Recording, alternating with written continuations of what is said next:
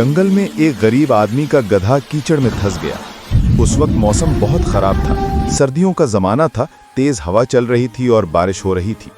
वो आदमी बड़ी मुसीबत में मुब्तला था और काफी देर से अपने गधे को निकालने की कोशिश कर रहा था। इत्तेफाक से बादशाह भी उसी रास्ते से गुजर रहा था।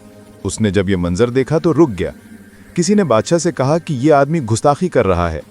बादशाह मुस्कुराया और बोला, अगर इसने गुस्ताखी की है तो दरअसल ये उस मुसीबत का नतीजा है जिसमें वो फंसा हुआ है। मुनासिब यही है कि हम इसकी मदद करें और इस पर एहसान करें।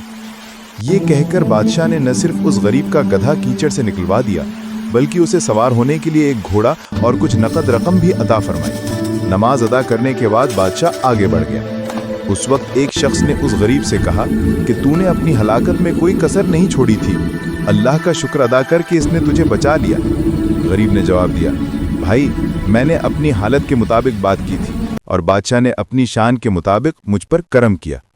सच तो यह है कि बुराई के बदले भलाई करना ही असल नेकी है। अल्लामा शाहिदी रहमतुल्लाह अलैह ने इसी वाक़े में कुरान मजीद की उस आयत की तफसीर बयान फरमाई है जिसमें इरशाद है, और अगर तुम बदला लेना चाहो तो उसी कदर लो जितनी तुम पर ज्यादती की गई, लेकिन अगर तुम माफ़ कर दो और एहसान करो